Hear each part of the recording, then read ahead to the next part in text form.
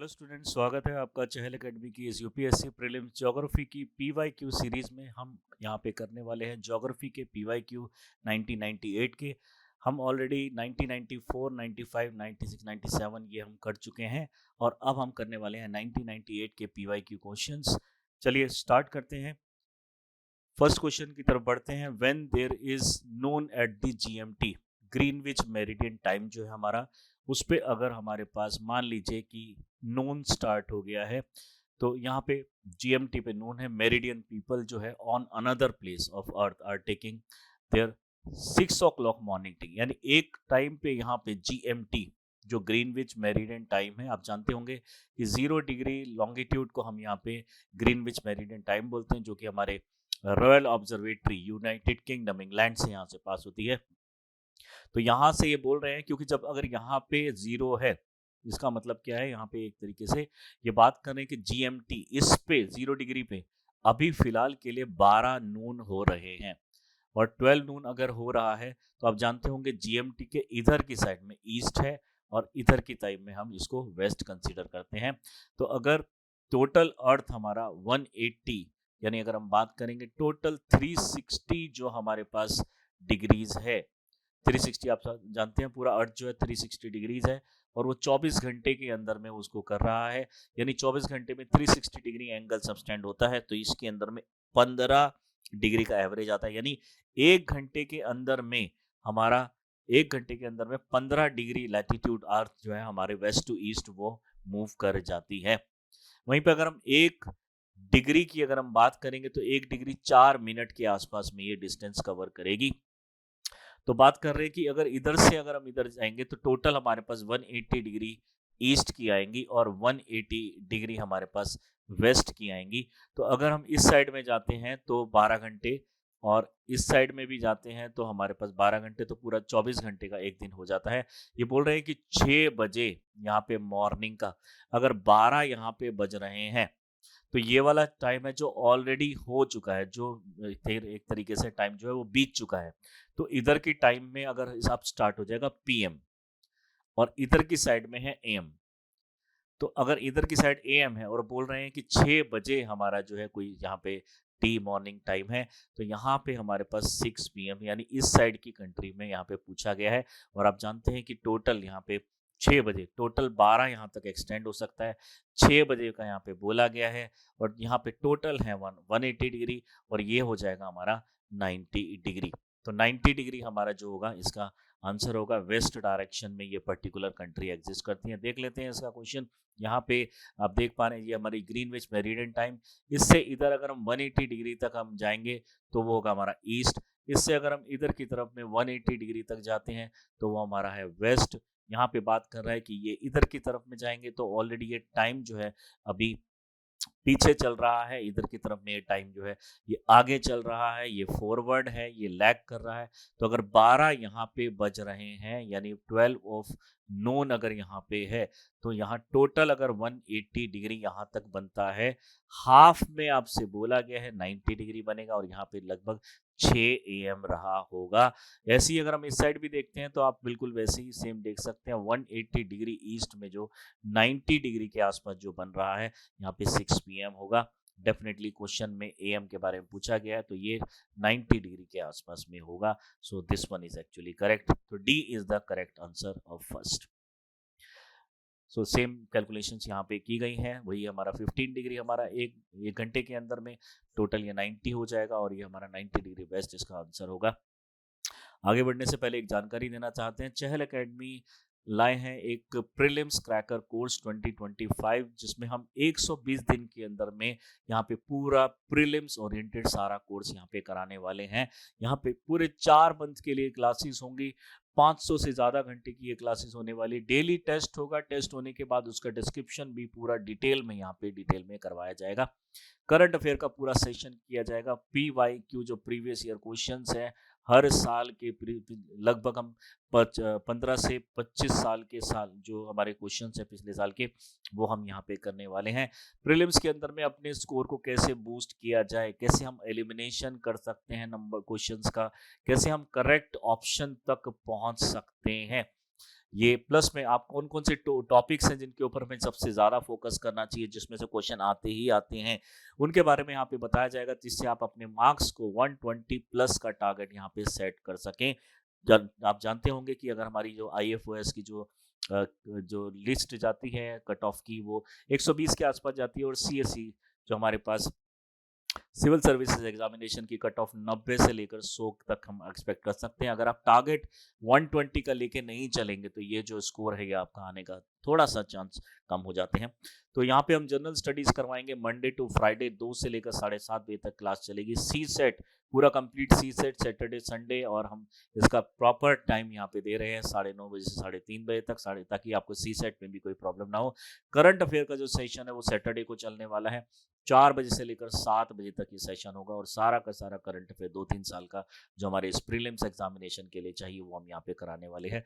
Fees हमने बहुत ही ज़्यादा नॉमिनल रखी है यहाँ पे 14,999। अगर आप GS जो है सी सेट और करंट अफेयर तीनों को साथ में करना चाहते हैं, अगर आप सी सेट में पहले से ही कॉन्फिडेंट है आप कर लेंगे, तो डेफिनेटली आप GS और करंट अफेयर यहाँ पे कर सकते हैं। सिर्फ 12,999 में ये दोनों चीज़ें यहाँ पे आप अवेल कर सकते हैं। और ज़्यादा जानकारी के लिए डिस्क्रिप्शन बॉक्स में लिंक दिया हुआ है, आप उस पर क्लिक करके इंफॉर्मेशन को कलेक्ट कर सकते हैं। बढ़ते हैं सेकंड क्वेश्चन की तरफ में।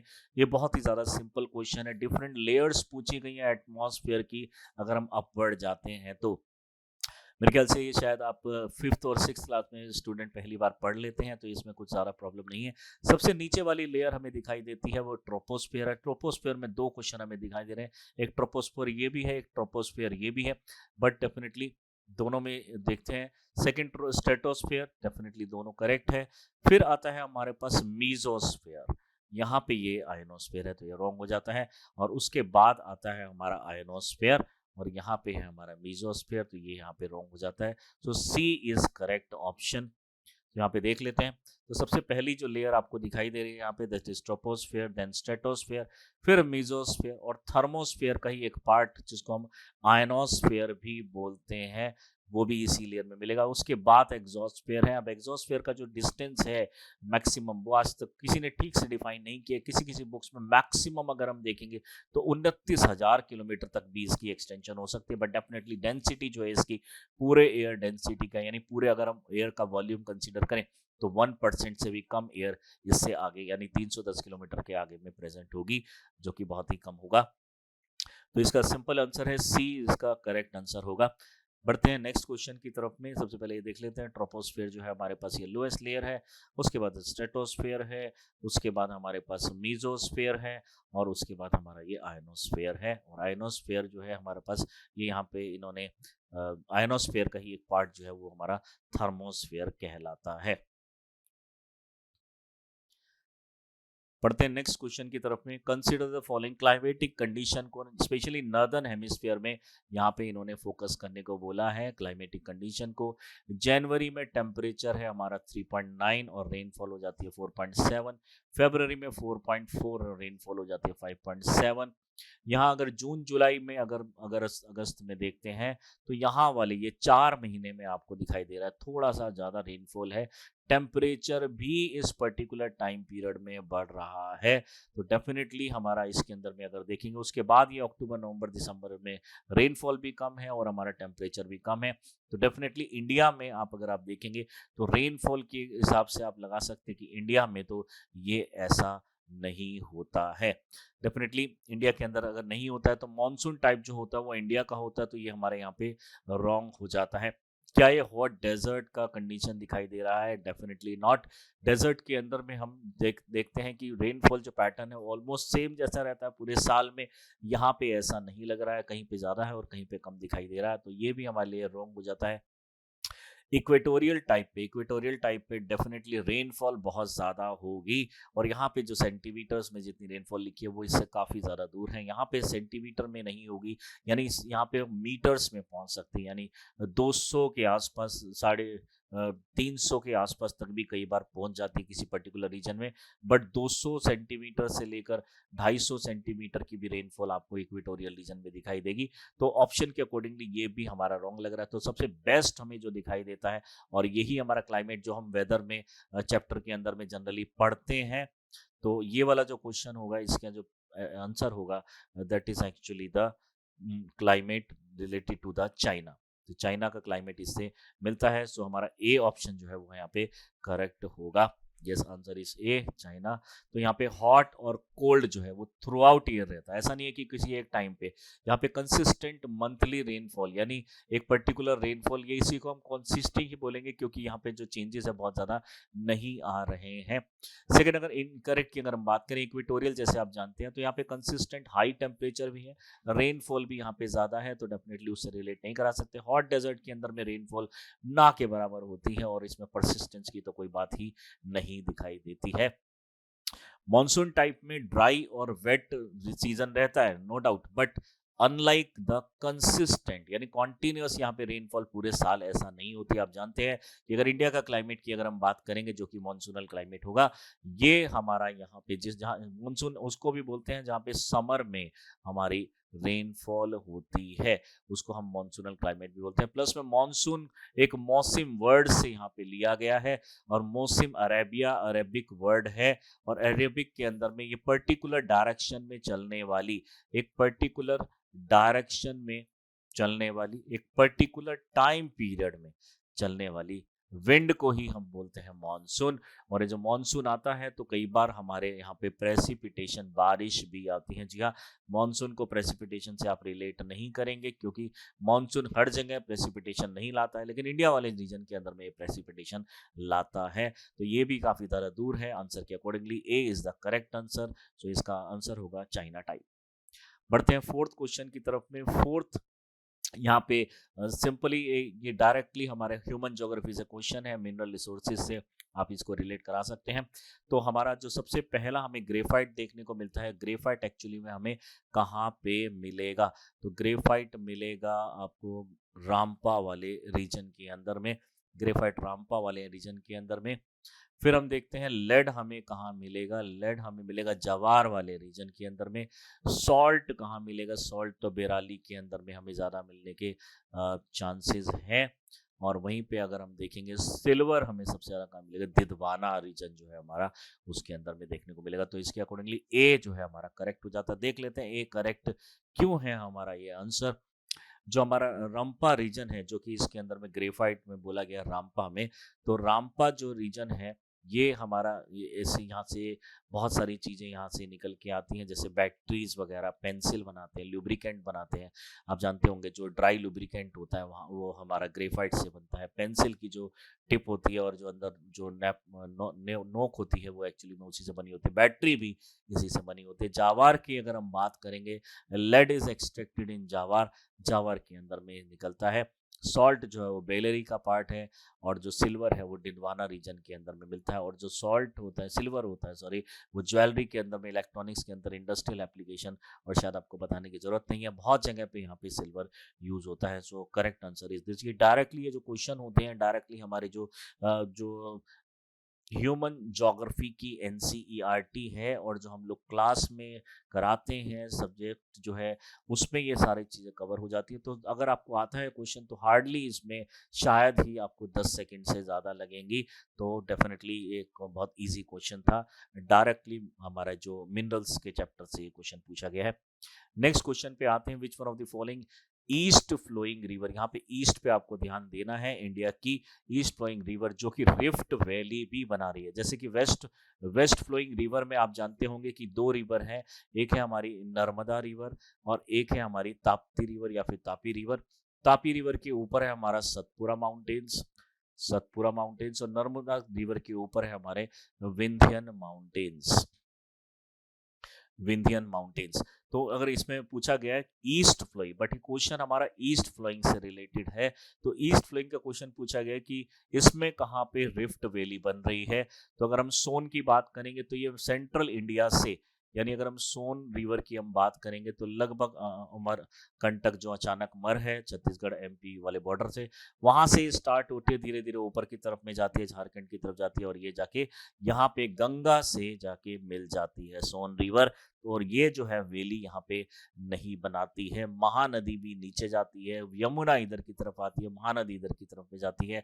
तो हमारा जो करेक्ट आंसर होता है, जो यहाँ पे एक रिवर है दामोदर, जो कि वेस्ट बंगाल में हमारे जो हुगली रिवर है उसके साथ, भागीरथी के साथ जो वहाँ पे जाके मिल जाती हैं। देख लेते हैं, तो करेक्ट आंसर है हमारा ये Damodar river. Damodar river east flowing river है जो कि हमारा रिफ्ट वैली बनाती है। रिफ्ट वैली एक्चुअली में इस तरह का एक प्रोजेक्शन होता है, अगर आपने इसको पढ़ा है तो आप इजीली कर सकते हैं। ये वाला जो रीजन होता है दो पहाड़ों के बीच में जो एक वैली बन जाती है, that is known as rift valley. और ज़्यादातर ये वैली बनती है डिवीजन से, डाइवर्जेंस से। जब कोई डाइवर्ज होता है तब ये रिवर बनने के चांसेस ज़्यादा होते हैं। तो डाउन वार्पिंग के अंदर में डाउन दिन से चलते वक्त वो एक वैली बना रही है, that is the Damodar is the correct answer. Drainage system हम लोग एक सारा क्लास में करवाते हैं, तो आप इसको इजीली कर भी सकते हैं। नेक्स्ट आते हैं हमारे महानदी की। महानदी जो है हमारी, वो आप जानते ही हैं कि छत्तीसगढ़ जैसा मैंने बताया और उड़ीसा वाले रीजन में ईस्ट फ्लोइंग रिवर है यहाँ पे। दूसरी रिवर की अगर हम बात करेंगे, सोन जो है ऊपर की तरफ में जा रही है और वो गंगा से मिल जाती है, तो 2-3 स्टेट से भी पास होती है। यमुना की अगर हम बात करेंगे तो यमुनोत्री से स्टार्ट होती है, फिर ये मान लीजिए हमारा यमुनोत्री है, यमुनोत्री से इधर अंदर जाती है यूपी के, और इधर से जो हरियाणा पंजाब का बॉर्डर है, इधर हमारा दिल्ली, फिर ये हरियाणा पंजाब से यूपी के अंदर में प्रॉपर एंटर कर जाती है। और इधर से जो गंगोत्री आ रही है, गंगोत्री से गंगा रिवर आ रही है, उसके साथ ये यहाँ पे प्रयागराज में दोनों मिल जाती हैं। तो ये है हमारी यमुना और ये है हमारी गंगा। ऑलमोस्ट ये एक ही पर्टिकुलर स्टेट से आ रही हैं, कुछ ही पर्टिकुलर किलोमीटर का इसमें डिफरेंस है, 80-100 किलोमीटर का। तो ये है हमारी यमुनोत्री और ये है हमारी गंगोत्री का ओरिजिन पॉइंट। आगे बढ़ते हैं। So match the following. आपको ये पर्टिकुलर जो हमारे जो एग्रीकल्चर प्रोडक्ट्स हैं उनको मैच करना है कि कौन सी स्टेट में आपको ये सबसे ज़्यादा मिलेंगे। तो अगर हम कॉटन की बात करेंगे तो ये तो आपको साफ है, कॉटन के अंदर में चाहिए होती है हमें ब्लैक सॉइल। अगर यहाँ पे हमें ब्लैक सॉइल चाहिए तो ब्लैक सॉइल इन रीजन में से आपको कौन से रीजन में प्रॉपर मिलेगी, प्लस में थोड़ा बहुत वाटर की क्वांटिटी भी यहाँ पे होनी चाहिए। तो यहाँ पे आपका जो करेक्ट आंसर आपको दिखाई दे रहा है, that is the Gujarat. Gujarat is the correct answer. अगर तीन में से अगर दो भी आप ठीक से करें तो करेक्ट आंसर तक आसपास आप पहुंच सकते हैं। नेक्स्ट हम बात करते हैं ग्राम की। ठीक है, तो ये जो चने और ये सारा जो ग्राम होता है, ये कहाँ पे मेनली हमें मिलेगा। तो ये आप जानते हैं कि थोड़ा सा यहाँ पे रेनफॉल जहाँ पे थोड़ा कम होती है, ठीक है, वो वाले रीजन में टेम्परेचर थोड़ा मीडियम टाइप का होता है, वहीं पे हम ग्राम को यहाँ पे अच्छी तरीके से ग्रो कर सकते हैं। नो डाउट कहीं और भी इसको ग्रो किया जा सकता है, बट ये वाला जो प्लेसेस है हमारे एमपी जो है वो सबसे बेस्ट लोकेशन है इस पर्टिकुलर क्रॉप को यहाँ पे ग्रो करने के लिए। आते हैं थर्ड की तरफ में, ब्लैक पेपर। ब्लैक पेपर आपको कहाँ मिलेगा? ब्लैक पेपर वो जो है हमारे साउथ इंडिया में सबसे ज़्यादा फेमस है, तो डेफिनेटली केरला में यहाँ पे। और पाइन एप्पल जो है हमारा, जूसी टाइप के जितने भी फ्रूट्स वेजिटेबल्स होते हैं, वो राइस होता है, और ये सारी चीज़ ज़्यादातर जिनमें पानी ज़्यादा होता है या फिर जिसको ज़्यादा पानी चाहिए होता है, वो हमें वेस्ट बंगाल उड़ीसा की साइड में ही दिखाई देगा। तो जो फर्स्ट ऑप्शन है वही हमारा सबसे ये करेक्ट है। देखते हैं, तो कॉटन जो है वो गुजरात में ग्रो किया जाता है और इसकी बहुत मेन प्रोड्यूस में आता है। ग्राम जो है मध्य प्रदेश में आता है, चिकपी और ये सब जो आप जानते हैं। ब्लैक पेपर जो है वो केरला, तमिलनाडु और यहाँ पे इस पर नीचे वाले रीजन में मिलता है।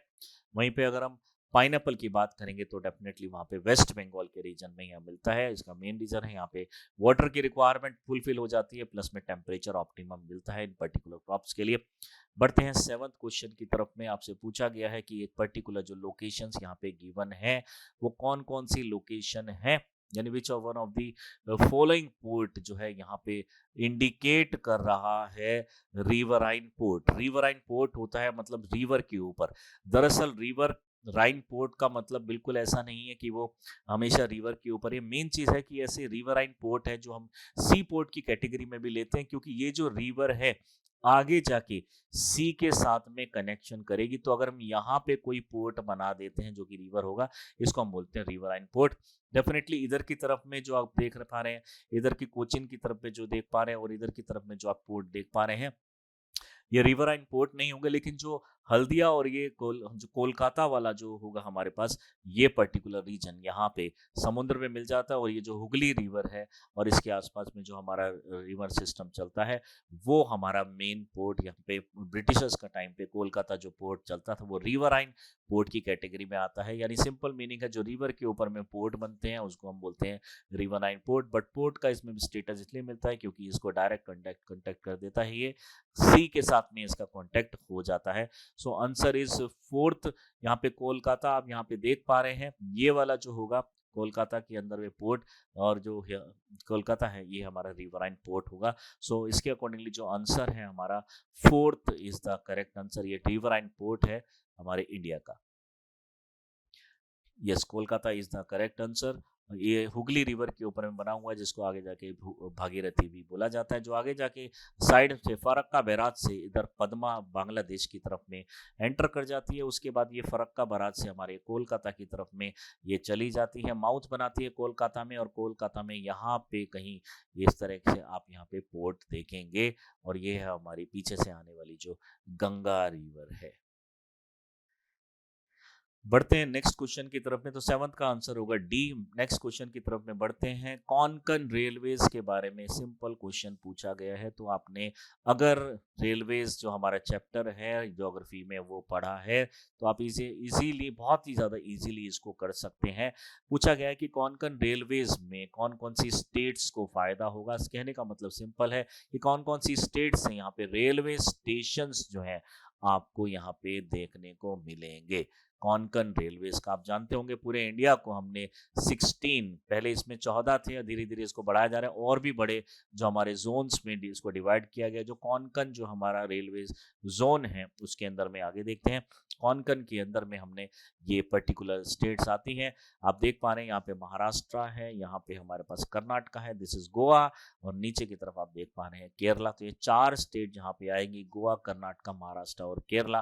तो ए इज द करेक्ट आंसर। तो यहाँ पे हमारा जो आंसर होगा that is a, Goa, Karnataka, Maharashtra and Kerala.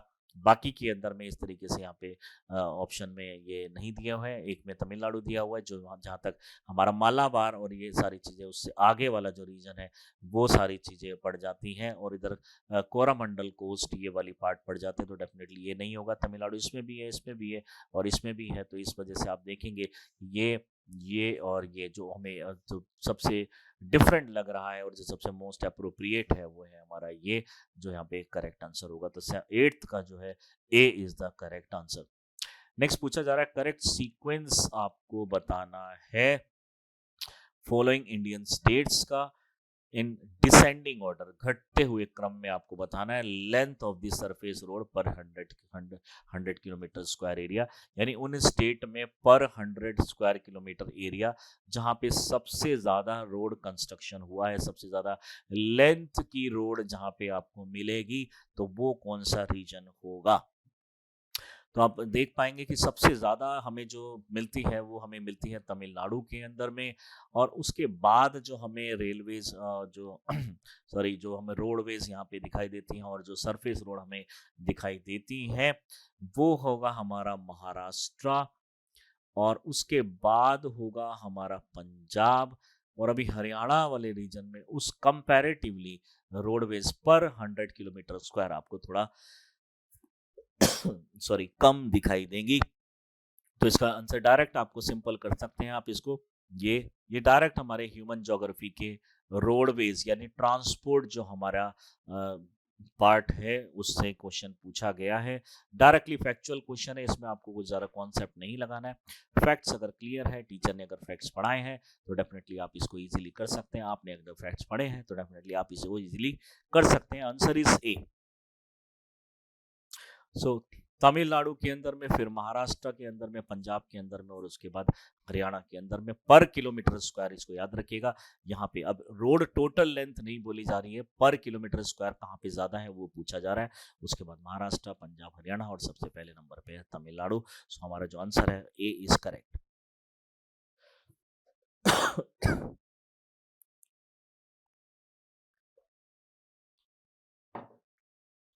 बढ़ते नेक्स्ट क्वेश्चन की तरफ में। 10th क्वेश्चन है, आपसे पूछा जा रहा है सीमेंट इंडस्ट्री से क्वेश्चन है, अगेन ह्यूमन ज्योग्राफी का क्वेश्चन है। 1 2 3 4 जो लेबल किया गया है इसमें किस चीज को ये रिप्रेजेंट कर रहा है। तो यहाँ पे जो बस यहाँ पे 1 2 3 4 को आपको बताना है कि कौन कौन से ये लोकेशंस है। अब अगर आप सीमेंट इंडस्ट्री के जब मैप पढ़ते हैं ज्योग्राफी में, ह्यूमन ज्योग्राफी में, तो आपको डायरेक्टली ये क्वेश्चन यहाँ पे दिख जाएगा, तो यहाँ पे आपको ज्यादा सोचने की जरूरत नहीं है। तो ये वाला जो पर्टिकुलर पार्ट है, this is actually the Katni, this is Katni. और अगर हम बात करेंगे इसमें जो हमारा ये थर्ड है वो कौन सा वाला पर्टिकुलर पार्ट होगा, तो इसके अंदर में मेनली हमें दिखाई दे रहा है थर्ड है हमारा ये शुर्क। चुर्क ये रीजन है, आप देख ही पा रहे होंगे। और जो हमारा इसमें दिखाई दे रहा है हमें फोर्थ जो है हमारा, ये है हमारा तमिलनाडु, और ये है हमारा तिरुनेलवेली, तिरुनेलवेली। और ये गुजरात की साइड में हमें ये दिखाई दे रहा है सिक्का रीजन। तो आप इस तरीके से इसको अरेंज कर सकते हैं। तो हमारा जो 1 है वो सिक्का है यानी सी है, और जो इस तरीके से आप इसको लगाएंगे तो आपके सामने करेक्ट आंसर आ जाएगा, दैट इज बी। यानी जो ए है कटनी वो हमारा सेकंड नंबर पे है, ए कटनी सेकंड नंबर पे है, बी तिरु ये फोर्थ नंबर पे है, सी 1 ये हमारा जो थर्ड नंबर पे है, और ये सिक्का है, और जो D3 है वो हमारा चुर्क है। तो हम यहाँ पे जो सीधे निकाल सकते हैं, तो इसका आंसर होगा हमारा बी। आप डायरेक्टली इसको लोकेशन सीमेंट इंडस्ट्री से यहाँ पे कर सकते हैं।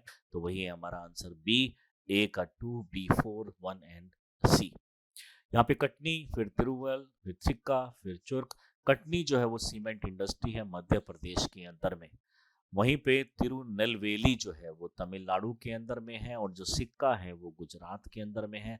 Very easy question. चुर्क जो है वो उत्तर प्रदेश के एक छोटे से रीजन में है, डेफिनेटली उसके डेवलपमेंट के लिए इसको ये बनाया गया है। हम जब ज्योग्राफी में इसको करते हैं तो इसको डिटेल में यहाँ पे पढ़ते हुए आप लोगों को यहाँ पे ज्योग्राफी में, ह्यूमन ज्योग्राफी में इस चीज को कवर किया जाता है। बढ़ते हैं नेक्स्ट क्वेश्चन की तरफ में। Which one of the following types of coal contains a higher percentage of the carbon than the rest. अब ये तो आपको शायद बहुत ही प्राइमरी क्लास में यहाँ पे पढ़ा दिया जाता है।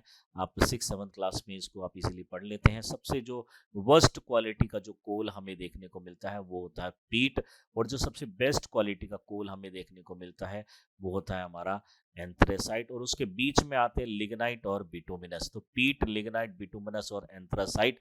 तो यहाँ पे आप सबसे बेस्ट क्वालिटी का इसको मार्क कर सकते हैं। 11th का डी करेक्ट होगा, और इसके अंदर में ये आंसर डी ये करेक्ट है। हाईएस्ट परसेंटेज इसके अंदर में है, यानी 85 से ज़्यादा परसेंट इसके अंदर में कार्बन होता है। बिटुमिनस के अंदर में उससे कम होता है, लिग्नाइट में 70% से कम होता है, और पीट में 20-25% मैक्सिमम यहाँ पे आपको कोल में कार्बन दिखाई देता है।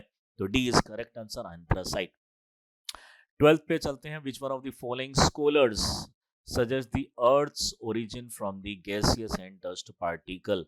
Very easy. यहाँ पे जेम्स जीन्स, हॉयल, स्किम्ड और एल्फमैन के बारे में पूछा गया है। अब आप अगर ज्योग्राफी का 11th NCERT को अगर आप पढ़ते हैं तो 11th NCERT के पहले ही जो हमारा कॉस्मोलॉजी से रिलेटेड चैप्टर है उसमें ये चारों ऑप्शन यहाँ पे आपको इजीली मिल जाएंगे। इजीली ये जो पहले ही पहले से यहाँ से ये सब स्टार्ट हो जाता है, आप इसको इजीली यहाँ पे रिलेट करा सकते हैं। तो इसका जो आंसर होगा वो होगा हमारे ओटो स्किम्ड। ओटो स्किम्ड ने ही पहली बार बताया था कि हमारे जो अर्थ का ओरिजिन है वो गैसेस से बना है, नेबुला से बना है, इन सब चीजों से। देख लेते हैं इसका जो आंसर हमारा यहाँ पे क्या होगा। तो Otto Schmidt is the correct answer. Otto Schmidt ने इंटरस्टेलर डस्ट हाइपोथेसिस यहाँ पे दी थी। एनसीईआरटी में क्लियरली यहाँ पे कुछ शॉर्ट में उसको लिखा हुआ है, suggesting that the earth origin is from gases and the dust particles. James Jeans ने टाइडल हाइपोथेसिस दी थी। आप जानते होंगे टाइड जो होता है वो मून का जो फोर्स होता है उसकी वजह से हमारी जो अर्थ है उसके जो रोटेशन पे भी बहुत फर्क पड़ता है। इन्होंने टाइडल हाइपोथेसिस के अंदर में बताया था कि हमारे जो अर्थ है वो कैसे बना है, सन के जो टाइडल फोर्स से, और जो सन, अर्थ और इसके मून के जो टाइडल फोर्स होते हैं उसके बारे में भी काफ़ी कुछ चीज़ उन्होंने बताया था। तो अर्थ और अदर प्लैनेट जो बने हैं हमारे, material pulled out by the sun by star passing through the gravitational pull. मान लीजिए हमारा एक स्टार है, कोई ये जो हमारा सन है, सन एक स्टार है, आप जानते होंगे सबसे क्लोज है। कोई एक दूसरा सेलेस्टियल बॉडी यहाँ से पास हुआ, पास होने की वजह से इसने इस सन के जो मास को अट्रैक्ट कर लिया। सन के मास को अट्रैक्ट करने की वजह से कुछ पार्ट बाहर निकल के आ गया, और यही बाद में फ्यूचर में प्लैनेट का रूप ले लिया। इसी को हम बोलते हैं टाइडल हाइपोथेसिस। ये हाइपोथेसिस प्रूफ ये नहीं कर पाए थे, बट जेम्स जीन्स का नाम यहाँ पे सबसे पहले आता है। उसके बाद अगर हम देखते हैं हेल्फवेन ने प्लाज्मा फिजिक्स के बारे में स्टडी किया, और नेबुलर हाइपोथेसिस जो है, जो जैसे लाप्लास ने भी दिया था वैसे ही इसको दिया था। इन्होंने बोला था कि हमारे जो हमारा सन है वो धीरे धीरे कूल होता गया, और इसमें से जो पार्ट निकलता चला गया वही हमारा प्लैनेट बन गया। दूसरा हॉयल बोलते हैं यहाँ पे स्टेडी स्टेट थ्योरी, जैसे हमारा यूनिवर्स जो है कॉन्टिन्यूसली एक्सपैंड कर रहा है, लेकिन फिर भी उसकी जो स्टेडी जो नेस है वो बरकरार है, क्योंकि इनका कहना है कि जैसे जैसे यूनिवर्स एक्सपैंड कर रहा है, हमारे नए नए पार्टिकल्स और ऐड होते जा रहे हैं, तो इसकी जो ओवरऑल डेंसिटी है वो सेम रहती है। बट डेफिनेटली ये प्रूव करना बहुत ज़्यादा पॉसिबल नहीं है, बट जो इन्होंने थ्योरी दिया था वो एनसीईआरटी में यहाँ पे गिवन है, तो हम इस क्वेश्चन को तो एटलीस्ट यहाँ पे कर ही सकते हैं। तो इन्होंने वही बोला है, universe is eternal and unchanging on a large scale, with a new matter being continuously created to maintain a constant density as it expand। जैसे जैसे एक्सपेंड कर रहा है, अपनी डेंसिटी को कांस्टेंट बनाने के लिए नया मैटर जो है वो इसमें ऐड ऑन होता जाता है। तो आप देख सकते हैं कि यहाँ पे जो करेक्ट आंसर हमें देखने को मिल रहा है, ऑटो स्किम्ड इसका करेक्ट आंसर होगा, जिन्होंने बताया था कि अर्थ जो हमारे गैसेस के एक बहुत बड़े गोले और डस्ट के एक बहुत बड़े जो मास है उससे यहाँ पे बना है। बढ़ते हैं हमारे नेक्स्ट क्वेश्चन की तरफ में। 13th क्वेश्चन यहाँ पे एक सिंपल क्वेश्चन है, 1999 का है, बट ये क्वेश्चन यहाँ पे पूछा गया है कि मेडिटेरेनियन और पर्टिकुलर मेरिडियन लाइन जो है हमारी, उससे रिलेटेड एक छोटा सा क्वेश्चन है। A ship sailing from the eastern extremities of the Aleutian island जो है वहां से क्वेश्चन है। आप जानते होंगे कि अगर हम इधर मान लीजिए ये हमारे पास इक्वेटोरियल लाइन है, तो ये पर्टिकुलर जो पार्ट है this is actually the south America. South America के अंदर अगर हम बात करेंगे तो ये जो रीजन है this is actually the north America, और नॉर्थ अमेरिका का ये जो है ये गल्फ है, ये गल्फ ऑफ कैलिफोर्निया है, और ये है हमारा particular north America. North America का ये जो पर्टिकुलर पार्ट है जो कि अभी यूएसए के अंडर में आता है, इसको हम बोलते हैं अलास्का, और अलास्का की ही एक्सटेंशन यहाँ पे एक है, इसको हम बोलते हैं एल्यूशियन माउंटेन्स या फिर एल्यूशियन आइलैंड्स। तो एल्यूशियन आइलैंड्स की अगर हम इधर की तरफ हम बात करते हैं तो ये है हमारा एक पर्टिकुलर एशिया, तो ये पर्टिकुलर पार्ट है रशिया, ये है Alaska, this is Canada, this is USA and this is Mexico. तो यहाँ पे एलिशन की बात कर रहा है, ये बोल रहा है क्वेश्चन यहाँ पे पूछ रहा है कि अगर एक शिप को यहाँ से eastern most proximity of the Aleutian mountain जो आइलैंड है यहाँ से अगर हम स्टार्ट करते हैं, आप जानते होंगे इसके बीच में हमारी एक यहाँ पे जो इंटरनेशनल डेट लाइन यानी 180 डिग्री लैटिट्यूड यहाँ से पास होता है, लॉन्गिट्यूड सॉरी यहाँ पे पास होता है। तो ये इसके इधर वाला जो है ये हमारा अलग जोन में है, और इसके वाला इधर वाला ये हमारे अलग जोन के अंदर में आता है। तो क्वेश्चन को दोबारा से पढ़ते हैं। यहाँ पे एल्यूशन आइलैंड जो है उससे ये डच हार्बर की तरफ जा रहा है, यानी यहाँ से यहाँ की तरफ में मूव किया जा रहा है, डच हार्बर की तरफ में। और ये 180 डिग्री जो हमारी लाइन है इसको क्रॉस कर रहा है, मेरिडियन को क्रॉस कर रहा है 11:30 बजे 23:30 आवर्स पे, जो कि 1 जनवरी को हो रहा है ये प्रोसेस 1999 में। What time and date will be recorded by the captain of the ship in his diary after 1 hour journey from the point of the crossing of the meridian. बहुत ही ज़्यादा सिंपल क्वेश्चन है, हम इसको यहाँ पे समझने की कोशिश करते हैं। मान लीजिए ये इस पर्टिकुलर पॉइंट की बात कर रहा है, इधर से इधर की अगर हम जा रहे हैं और इससे इधर की तरफ अगर हम जा रहे हैं, क्योंकि मेनली आपने देखा होगा कि ये हमारी जो 0 डिग्री लैटिट्यूड है इससे इधर हम ईस्ट मानते हैं। तो ये जो पूरा ये पर्टिकुलर पार्ट है यहाँ तक, इस वाले हमारे माउंट रेंज तक, यानी हमारी जो आइडियल लाइन है ये है हमारा 180 डिग्री ईस्ट तक। और इससे अगर हम वेस्ट की तरफ जाएंगे तो यहाँ से इधर की तरफ से निकल के आएंगे, तो ये हमारा हो गया वेस्ट पार्ट और ये हो गया हमारा ईस्ट पार्ट। तो अगर हम ये वाली लाइन पे फोकस कर रहे हैं तो हमारा ये वाला पार्ट आपका वेस्ट कहलाएगा, ये वाला पार्ट हमारा ईस्ट कहलाएगा। क्वेश्चन में बोला गया है कि यहाँ एल्यूशन से वो क्रॉस कर रहा है, यानी यहाँ पे क्वेश्चन में एल्यूशन यहाँ पे मेंशन किया गया है। ये है हमारे पास जो आप देख पा रहे हैं ये एल्यूशन। तो बोला गया कि यहाँ से स्टार्ट होता है और वो इधर की तरफ में जाता है, और यहाँ पे ये जो क्रॉस कर रहा है ये 11:30 बजे कर रहा है, या फिर आप 23:30 आवर्स इसको मान सकते हैं। तो इसको क्रॉस करने के बाद 1 घंटा और आगे अगर ये चल रहा है तो उस दिन कौन सी डेट हो जाएगी, जैसा कि आप यहाँ पे देख पा रहे हैं। तो यहाँ पे इस साइड में होगा संडे और इस साइड होगा मंडे। अगर इस साइड एक डेट है तो इधर डेट हो जाएगी हमारी 2। यहाँ पे अगर हम ये से अगर 0 डिग्री से रेफरेंस से पूछा जाता तो आप सिंपली यहाँ पे बोल सकते थे कि यहाँ पे इस वाले पार्ट के अंदर में हमारा जो है एक्स्ट्रा दिन है और यहाँ पीछे की तरफ में अब ये टाइम आने वाला है। लेकिन जब हम पीछे की साइड से ये वाला पार्ट पे फोकस कर रहे हैं तो यहाँ पे जो है हमारी डेट जो है वो चेंज हो जाएगी, और 1 घंटा इसके बाद में यानी 12:30 यहाँ पे बज रहे होंगे। क्वेश्चन का आंसर हमारा बेस्ट हमारा 2 जनवरी में 12:30 यहाँ पे बज रहे हैं। आप आई होप आपको ये इजीली समझ में आ गया होगा। आप यहाँ से यहाँ क्रॉस कर रहे हैं और इसको क्रॉस करने के बाद में आपका जो डे है वो 1 दिन एक्स्ट्रा हो जाता है, और यहाँ से अगर वापस में जंप कर जाए तो 1 दिन आपकी लाइफ का यहाँ पे कैलकुलेशंस में यहाँ पे कम हो जाता है। तो 13 का B answer is correct. Next बात करते हैं कि रावा रावा ऑफशोर। रावा ऑफशोर जो ब्लॉक है वो हमारा जो ऑयल जहाँ पे हमने निकालते हैं वो कौन से बेसिन से निकालते हैं। आप जानते होंगे कि हमारी कुछ कंपनी जैसे रिलायंस कंपनी है, ये हमारे काफ़ी सालों से कृष्णा गोदावरी बेसिन में रावा शोर से ऑफशोर से यहाँ से ऑयल एक्सट्रैक्शन कर रही है। तो ये सिंपल क्वेश्चन है, यहाँ पे इसमें ज़्यादा सोचने की ज़रूरत नहीं है। कृष्णा गोदावरी बेसिन इसका करेक्ट आंसर होगा। ये हमारी गोदावरी रिवर, ये हमारी कृष्णा रिवर, इसके बीच में जो रीजन है यही है हमारा जो ऑफशोर रीजन है कृष्णा गोदावरी। इस तरह की यहाँ पे रिफाइनरी और यहाँ पे एक्सट्रैक्शन यहाँ पे चल रहा है, बट चलने के बाद यहाँ पे जो सारा ऑयल है दूसरी कंट्री के पार्ट में इसको भेज दिया जाता है। तो ये बहुत इजी क्वेश्चन है, इसमें ज़्यादा आपको सोचना नहीं है। Krishna Godavari basin is the correct answer. बढ़ते हैं हमारे लास्ट क्वेश्चन की तरफ में। If it is 10 AM on the IST Indian standard time में अगर 10 बज रहे हैं, इंडियन स्टैंडर्ड टाइम में अगर 10 बज रहे हैं, मान लीजिए ये है हमारा इंडिया, ये है हमारा इंडिया। तो आप जानते होंगे कि इंडियन स्टैंडर्ड टाइम हम मानते हैं 82.5 डिग्री मिर्जापुर से।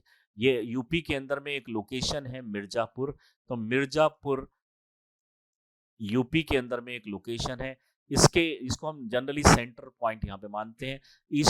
जो वेस्टर्न मोस्ट पॉइंट है वो 67 के पास में है, ईस्टर्न मोस्ट जो पॉइंट है यहाँ पे 97 के पास में है, वेस्टर्न जो है ये 67 के पास में, ये 97 के पार्ट में है। तो पूरा का पूरा ये 30 डिग्री का यहाँ पे लैटिट्यूड है, लॉन्गिट्यूड है।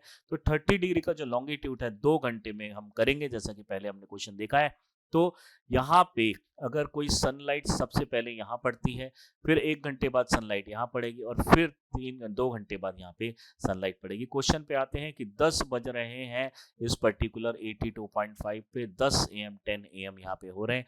Then what would be the local time पूछा गया है at the Shillong 92 degree east. यानी अगर यहाँ पे अगर 10 बज रहे हैं तो ये वाला जो टाइम है ये ऑलरेडी लैप्स हो चुका है, बीत चुका है, और इधर वाला जो टाइम है ये अभी आने वाला है, यानी सनलाइट आने वाली है। इसका मतलब ये 10 से तो ज़्यादा ही यहाँ पे बज रहे होंगे। तो क्वेश्चन में पूछा गया 92 पे, 82 का हम जानते हैं, 92 पे पूछा जा रहा है, तो टोटल लैटिट्यूडनल डिफरेंस रफली 10 डिग्री का आ जाता है। 15 डिग्री जो होता है वो 1 आवर में सबस्टेंड होता है, 1 डिग्री जो होता है वो 4 मिनट में सबस्टेंड होता है, 10 डिग्री जो होगा वो लगभग 40 मिनट के अंदर में सबस्टेंड होगा। यानी ये वाला जो पार्ट है, इससे अगर हम जाएंगे दूसरी तरफ में, यानी इस पॉइंट से अगर हम इस वाली साइड में अगर हम जा रहे हैं, तो इस साइड में हमारा जो टाइम है वो आगे चल रहा है, और ये वाला जो बैक साइड है वो हमारा पीछे चल रहा है। तो अगर ये आगे चल रहा है और आपसे 92 पे यहाँ पे पूछा गया है, 82 ऑलरेडी यहाँ पे गिवन है, 92 पूछा गया है, तो आप लगा सकते हैं कि ये टाइम पहले पास हो चुका है। 40 मिनट का गैप है, तो लगभग 10:40 के आसपास यहाँ पे हो रहे हैं। एग्जैक्ट अगर कैलकुलेशन करेंगे तो आपका लगभग 10:38 AM का आंसर यहाँ पे आएगा। तो B is the correct answer of this particular question. वही यहाँ पे गिवन है, यहाँ पे अगर 10 बज रहे हैं तो यहाँ पे ऑलरेडी ये टाइम बीत चुका है। यहाँ के टाइम पे देखेंगे तो ये टाइम अभी आने वाला है, ये टाइम अभी बिहाइंड में है, और इसके अगर हम यहाँ पे देखेंगे तो ये पॉइंट जो है हमारा अहेड चल रहा है। तो डेफिनेटली ये बहुत ही इजी क्वेश्चन था, इसको आप इजीली यहाँ पे कर सकते हैं। सो वही कैलकुलेशन आपको यहाँ पे करनी है, आपको इसके बीच का डिफरेंस निकाल लेना है। डिफरेंस एक जो डिग्री होता है वो 4 मिनट के अंदर में, तो टोटल यहाँ पे 40 मिनट के आसपास का आंसर आ जाएगा। रफ अगर आपने आंसर भी निकाल लिया तो आप एग्जैक्ट यहाँ पर इजीली पहुंच सकते हैं। आपको फिर बता दें कि चहल एकेडमी इस पर्टिकुलर प्रीलिम्स एग्जामिनेशन के लिए, जो कि 25 मई 2025 को होने वाला है, उसके लिए चहल प्रीलिम्स क्रैकर कोर्स 2025 लॉन्च कर रहे हैं। चहल प्रीलिम्स 120 डेज में इसको पूरा हम यहाँ पे कोर्स करवाएंगे। 4 महीने का कोर्स है, 500 से ज़्यादा घंटे की क्लासेस होंगी। डेली क्लासरूम में जो भी करवाया जाएगा उसका पूरा डिटेल डिस्क्रिप्शन भी दिया जाएगा, क्वेश्चंस किए जाएंगे, करंट अफेयर सेशंस होंगे, पीवाईक्यू डिस्कस किया जाएगा, और प्रीलिम्स बूस्टर भी यहाँ पे हम आपको देने वाले हैं। जनरल स्टडीज का कोर्स मंडे टू फ्राइडे 5 दिन होगा, 2 बजे से लेकर 7:30 बजे तक। सी सेट का पूरा कंप्लीट, क्योंकि सी सेट कई बार लोग बच्चे उसमें नहीं कर पाते हैं, तो उसको पूरा स्ट्रॉन्ग करने के लिए सैटरडे संडे यहाँ पे 9:30 बजे से लेकर 3:30 बजे तक यहाँ पे क्लास चलेंगे, और सैटरडे को पूरा का पूरा करंट अफेयर हर सैटरडे को यहाँ पे करवाया जाएगा। 4 बजे से लेकर 7 बजे तक ये सेशन चलेगा। अगर इस कोर्स को अवेल करना चाहते हैं तो बहुत ही नॉमिनल फीस हमने यहाँ पे रखी है। तो फीस जस्ट हमने जीएस, सी सेट और करंट अफेयर की 14,999 होगी। वहीं पे हमारे अगर सी सेट में आप ऑलरेडी कॉन्फिडेंट है, जीएस और करंट अफेयर सिर्फ लेना चाहते हैं, तो जस्ट यू हैव टू पे 12,999, और इस कोर्स को आप अवेल कर सकते हैं। अगर और ज़्यादा जानकारी लेना चाहते हैं तो डिस्क्रिप्शन बॉक्स पे लिंक को क्लिक करके आप इन्फॉर्मेशन कलेक्ट कर सकते हैं। ये सीरीज़ हम यहाँ पे कंटिन्यूसली चला रहे हैं। 1994 से ऑलरेडी हम यहाँ क्वेश्चन कर चुके हैं, और भी 2024 तक हमें यहाँ पे पहुंचना है। तो हर ये जो पूरा टाइम पीरियड के जितने भी ज्योग्राफी के क्वेश्चंस हैं हम यहाँ पे 1 बाय 1 करने वाले हैं।